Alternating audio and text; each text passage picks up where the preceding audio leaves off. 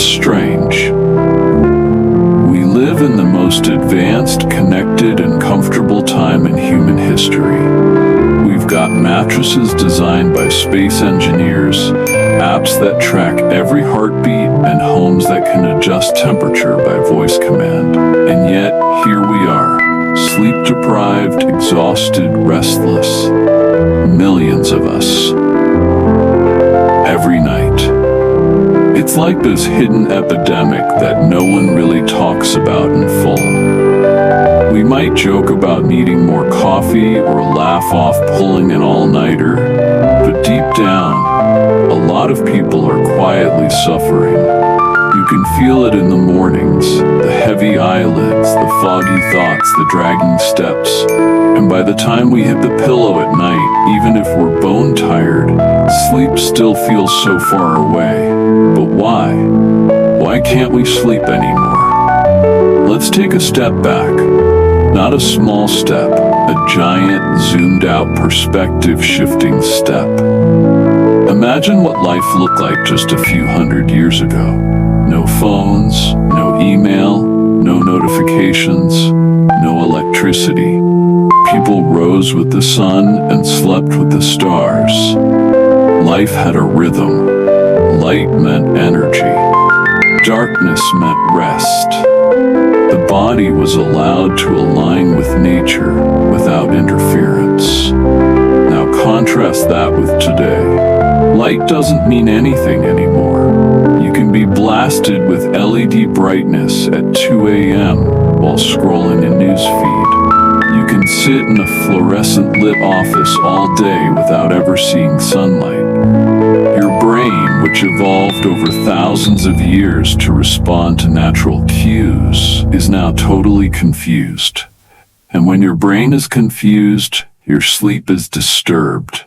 Think about how much your brain has to process in a single day. News, notifications, messages, ads, deadlines, social comparison, family stress, financial worries.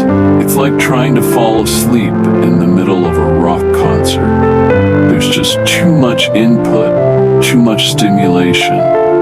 Even when the outside world gets quiet, your inner world often doesn't. And let's be real for a second. We glorify busyness. If someone says, "I only slept 4 hours last night," we don't blink. We nod. We say, "Me too." We treat rest like a luxury, not a necessity, like something you earn after working yourself to the brink. But sleep isn't optional. It's not a bonus. It's the foundation. Without it, your body breaks down. Your brain slows, your mood crashes, your immune system weakens. Sleep isn't weakness, it's survival.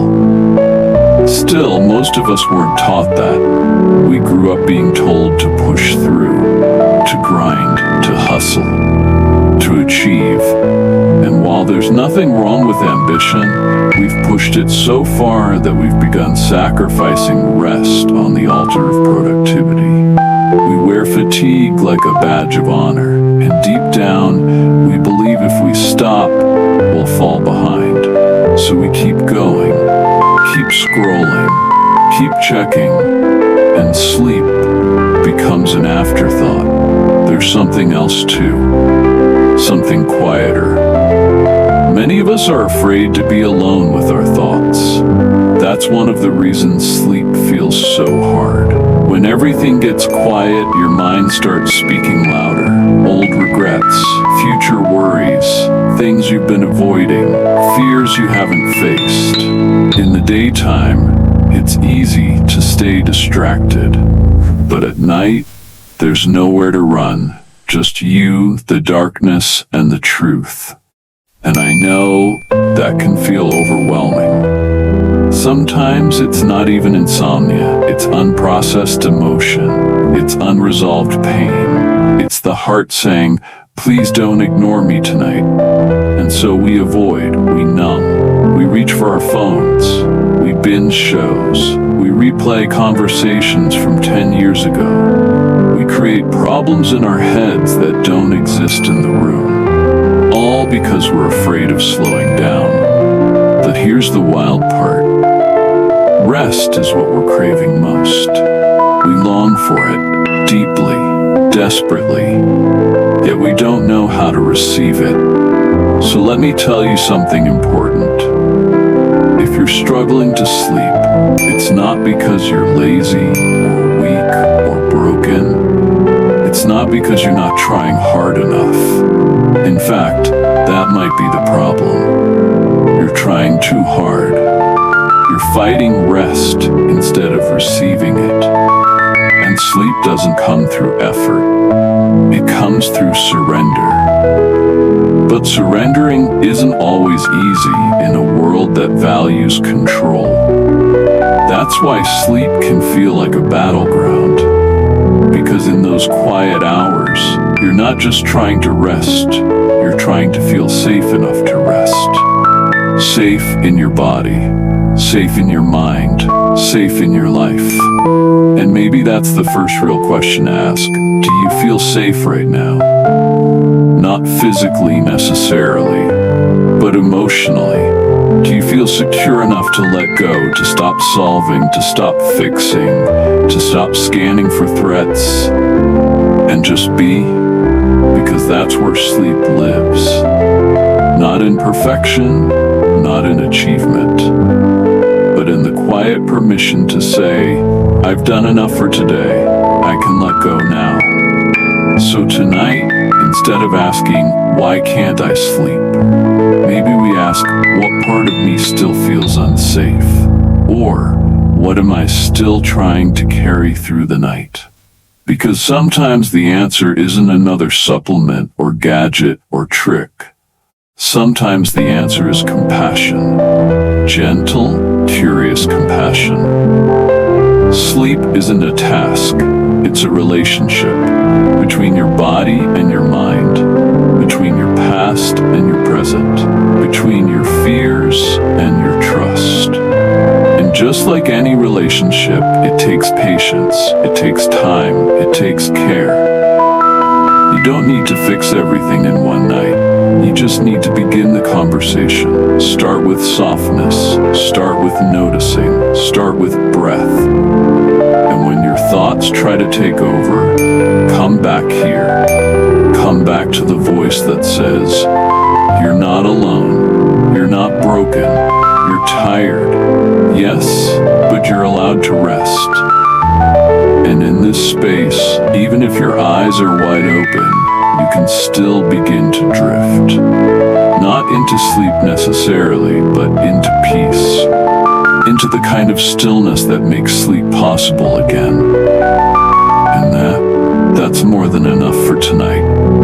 Part 2.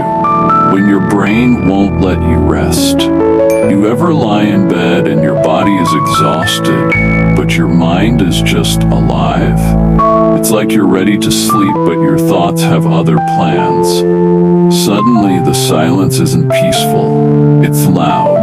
Memories echo. Regrets whisper. To-do lists start screaming. And even though the world around you is finally quiet, inside your head, it's anything but. That's the thing nobody really prepared us for.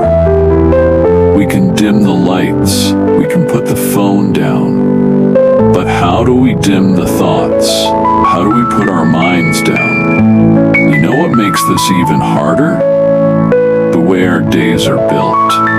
Think about how your brain moves through a normal day now. It's flooded with input.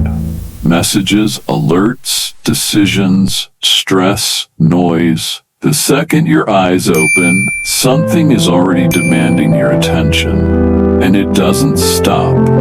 You power through, you stay connected, you keep responding, you keep showing up. But all of that comes at a cost. You don't really get to think during the day. You just react. You don't feel things as they happen. You push them aside. You stay strong. You stay focused until you finally lie down at night. And suddenly, everything you didn't process during the day comes rushing in like a wave. Not because you're broken, but because your mind finally is the space. And that's why your thoughts feel so loud at night. They've been waiting for you to slow down long enough to listen. But we don't always want to listen, do we? Because sometimes what's waiting in the silence isn't comfortable. It's painful, it's complicated, it's scary. There's something about the dark that brings out the truth. And the truth isn't always easy to sit with. So we try to escape. We reach for our phones again. We distract ourselves. We keep the TV running. We check the news, even though we know it'll make us feel worse. Because the noise, at least, is familiar. The silence, that's where the discomfort lives. But here's the gentle truth. Your mind isn't trying to hurt you. It's not trying to sabotage your sleep. It's just trying to be heard. All those racing thoughts, they're not the enemy. They're messages. From fear, from grief, from parts of you that never got the space to speak. Your mind is working overtime not because it's flawed, but because it's full. Full of expectations, full of pressure, full of questions with no easy answers. And sometimes full of things you didn't even know were still inside you. You don't have to fight those thoughts. You don't have to silence them. You can just sit with them for a moment. Breathe. Notice them. Watch them pass by like clouds in the night sky. You don't have to chase them. You don't have to solve anything. You just have to be present. Let your breath be your anchor. Let your body soften, even if your mind still wants to run. And when the thoughts come up again, and they will, you can simply say, I hear you, but I'm not going to carry this into the night. That one sentence, it changes everything. Because here's something no one really teaches us. You're allowed to rest, even when your mind is still busy. You don't have to earn it by finishing every thought. You don't need a clear head to deserve sleep. You just need a willing heart that says, I'm done trying for today. Maybe that's the invitation tonight, not to sleep perfectly, not to think perfectly, but just to surrender a little, to trust that whatever your brain is spinning around right now, it can wait until morning. You've carried it all day.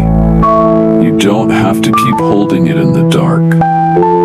Let's not forget, your brain is trying to protect you. That's what worry is at its core. It's the mind's way of saying, I'm afraid something might go wrong, so I'm staying alert just in case. That's not weakness. That's survival. But the thing is, you're not in danger anymore. Not right now. Right now you're in bed. You're safe. You're here. And your body is asking for peace. So give it that. Even just a little. Breathe in gently. Feel your chest rise. Breathe out slower. Feel your weight sink into the mattress. And if a thought interrupts you, that's okay. Just say hello to it, and then come back to your breath. That rhythm, that inhale, that exhale, it's your reminder that you're still here, still safe, still worthy of rest. And if your brain still wants to think, let it think. Let it do what it does, but you don't have to go with it. You can listen without following. You can care without clinging. You can witness the storm without stepping into it. This isn't about perfection. It's about presence. It's about saying to yourself, I don't have to fix this tonight. I just need to be gentle. Gentle with your thoughts, gentle with your fears, gentle with the part of you that just wants to feel okay again. And if sleep finds you, that's okay too. You're still healing, you're still resting, you're still reclaiming something the world tried to rush you through. Because deep rest isn't something that comes from the outside, it comes from within. From your willingness to stop fighting, to stop proving, to stop performing, and simply say, enough for today, I'm letting go now. And that, maybe more than anything, is the beginning of sleep. Part 3, Coming Home to Rest. So here we are. You've made it through 2 quiet, wandering conversations about why sleep feels so far away lately. You've heard about the chaos of modern life, the overstimulated brain, the ache of unprocessed thoughts, and the whisper of fears that keep us from drifting off. But what now? What do you do with this? That's the thing, isn't it? We live in a world that wants steps, instructions, instant solutions. And if you're here hoping for the one perfect trick that'll knock you out cold by 10 p.m. tonight, I get it. But I'll be honest, there isn't one. Not here. Because sleep isn't something you achieve. It's something you return to. And that return is a process, a slow, tender one, like walking home after being away for a long, long time. So maybe we start with this. Can you begin to rebuild your relationship with rest? Not as a task, not as another thing on your list, but as an act of care, an act of returning to yourself. Because you are not a machine that needs to be optimized. You're a living, breathing, feeling human being who's tired, and you're allowed to be tired. Let's start there. Start by telling yourself out loud if you want to. It's okay that I'm tired. It makes sense that I'm tired. I've been carrying so much. Say it again. I've been carrying so much. There's healing in acknowledging that.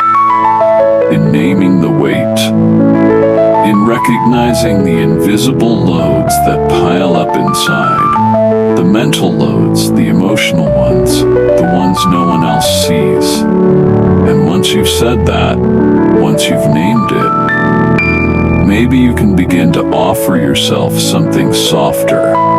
That might look like creating a bedtime ritual, not a perfect routine, not something strict or rigid, just a series of gentle signals to your brain that say, we're winding down now. It might be turning off overhead lights and switching to warm lamps. It might be brushing your teeth slowly, with intention. It might be laying out tomorrow's clothes so your brain doesn't have to hold that detail overnight. Little things, simple things, things that remind your nervous system we're shifting gears. And maybe you light a candle, or journal for 5 minutes, or listen to calming music that doesn't ask anything of you. Not to analyze, not to interpret, just to feel, to be. The goal isn't to knock yourself out. The goal is to remind your body you are safe now. And if your mind wanders while you're doing all this, that's okay. That's expected. You're not failing. You're just retraining a system that's been on high alert for far too long. Be patient. Be gentle. Keep inviting it back. You can also explore your inner language around sleep. So many of us have built an identity around being a bad sleeper. We say things like, I never sleep well, or I've always had insomnia. And while those may be true experiences, they don't have to become permanent labels. What if you shifted the story a little? What if, instead of I can't sleep, you said, I'm learning how to rest again? Language matters. Words shape our reality, and your body listens to how you talk about it. If you speak to your sleep like a distant enemy, it stays distant. But if you speak to it like an old friend you're slowly reconnecting with, something begins to soften. That reconnection also happens during the day. Because your nighttime rest is deeply affected by your daytime rhythm. Are you giving yourself moments of stillness during the sunlight hours? Are you stepping outside, even for a few minutes, to let your body feel the natural rhythm of the earth? Are you letting yourself pause, not just physically, but emotionally? You can't run all day and expect to drop into deep rest the moment your head hits the pillow. The body needs a bridge, a transition, a soft landing, and most importantly, you need kindness. Real, steady, compassionate kindness. Not just when things go well, but especially when they don't. On the nights when you lie awake for hours. On the nights when you wake up at 3 a.m. again. On the nights when you try everything and still feel wired. You're not failing, you're healing. And healing isn't linear. One night of poor sleep doesn't erase your progress. One restless week doesn't mean you're back at zero. Every time you choose gentleness over frustration, you're creating new pathways in your brain. You're telling your nervous system, we do things differently now. We rest differently. We respond differently. That's what this journey is about. Not fixing your sleep, but changing your relationship with it. Not hacking your body, but honoring it. Not controlling every thought, but learning to sit with them, breathe through them, and let them pass. And even if sleep doesn't come quickly, peace can. Peace is what we're after, really. That sense of surrender, that feeling of not needing to solve everything tonight, that quiet voice that says, you are safe now, you've done enough, you are enough, and you can let go. So, maybe tonight, you don't chase sleep.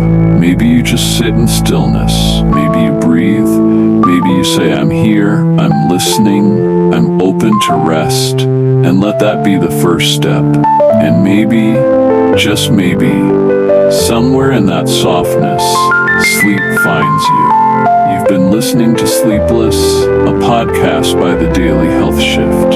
If this episode brought you calm, clarity, or comfort, consider following the show, sharing it with someone who needs rest, or simply returning tomorrow night for the next quiet conversation. Until then, be gentle, be soft, and sleep well whenever it comes.